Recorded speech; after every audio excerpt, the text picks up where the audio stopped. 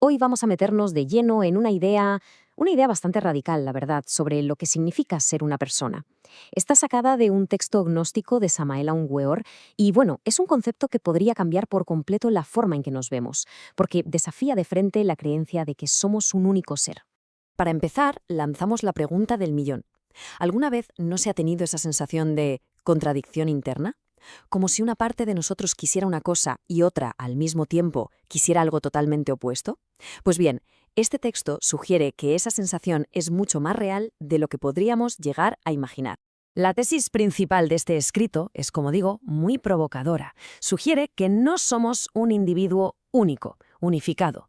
Más bien al contrario, seríamos una auténtica legión, una colección de yoes internos que están constantemente luchando entre sí por tomar el control de nuestra mente y, por supuesto, de nuestras acciones.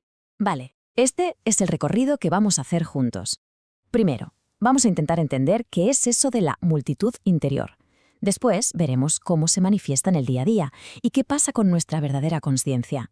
Y al final, analizaremos el método que se propone para despertar y sus consecuencias, la libertad y la felicidad. Venga, pues empezamos por el principio, la multitud interior. El texto presenta este concepto con un nombre bastante sonoro, la doctrina de los muchos, que es el marco fundamental para empezar a entender nuestro supuesto estado psicológico fragmentado. Entonces, el punto crucial de todo esto es el concepto del yo. Ojo, no un yo en singular. El texto lo describe como una de las muchas entidades que viven dentro de nosotros, cada una con su propia mente, su propia voluntad y sus propios deseos. Es como si fuéramos un edificio de apartamentos lleno de inquilinos diferentes, y cada uno quiere decorar el piso a su manera. Y esta es supuestamente la causa de nuestras contradicciones. Porque un día estamos súper motivados para ir al gimnasio y al día siguiente no hay quien nos mueva del sofá. Pues según esta doctrina, es porque diferentes yoes han cogido el panel de mandos de nuestra psique. No hay un capitán permanente en este barco. Ahora que ya tenemos la teoría, vamos a lo interesante, cómo se manifiesta esto en la práctica.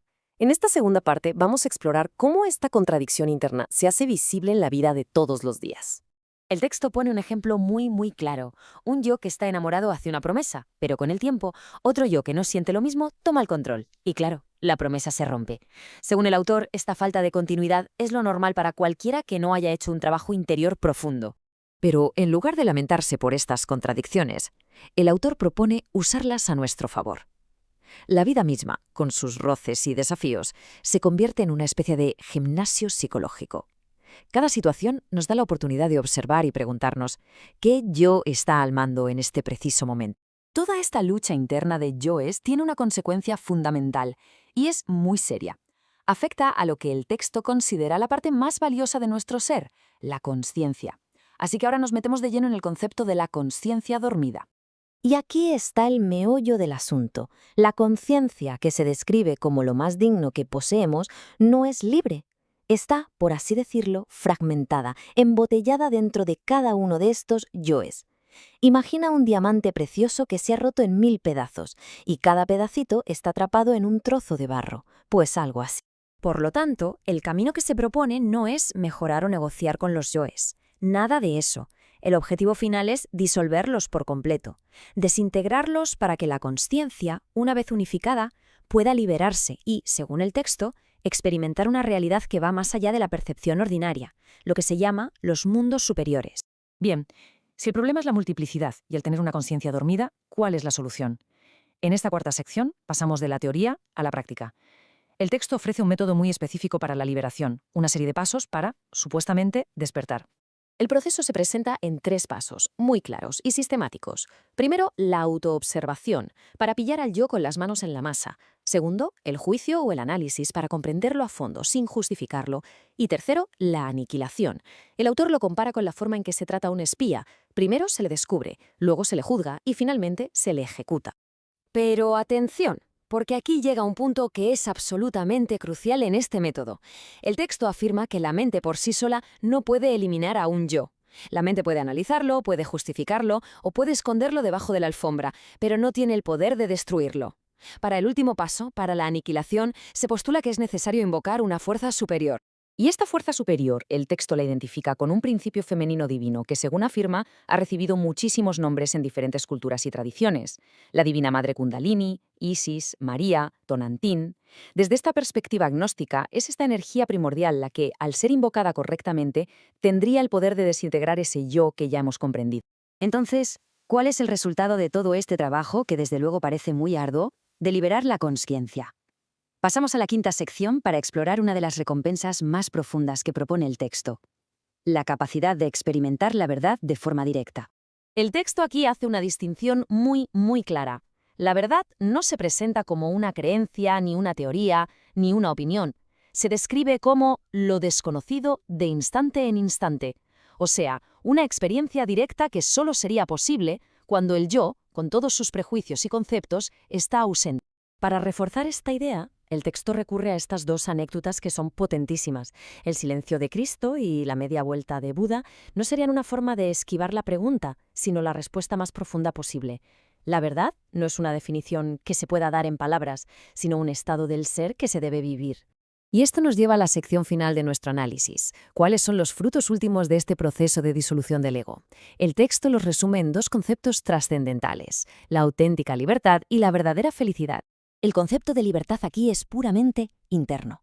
No hablamos de libertad política o social, no. Es la emancipación de la consciencia de su propia cárcel psicológica, que es el yo. Según esta visión, hasta que esa cárcel no se demuele, la verdadera libertad es simplemente imposible. El texto también hace una distinción que es crucial entre felicidad y placer. El placer es sensorial, es temporal y, según el autor, siempre acaba en desencanto o en dolor. La felicidad, en cambio, sería el estado natural de la consciencia cuando está libre, una especie de alegría serena e inagotable que no depende para nada de las circunstancias externas. Así que, para terminar, el mensaje final es radical y es muy directo. La tarea más importante en la vida, desde esta perspectiva, es este trabajo interior de morir en sí mismo, de ir desmantelando el ego para que lo que es real, la conciencia, pueda nacer y vivir libremente.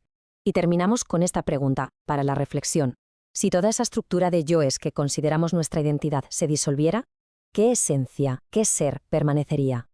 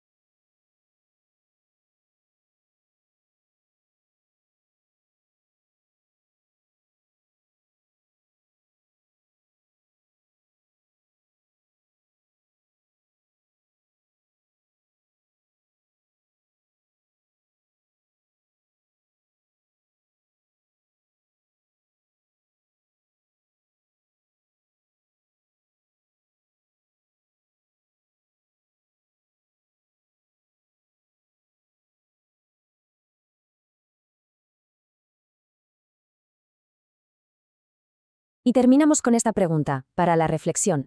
Si toda esa estructura de yoes que consideramos nuestra identidad se disolviera, ¿qué esencia, qué ser permanecería?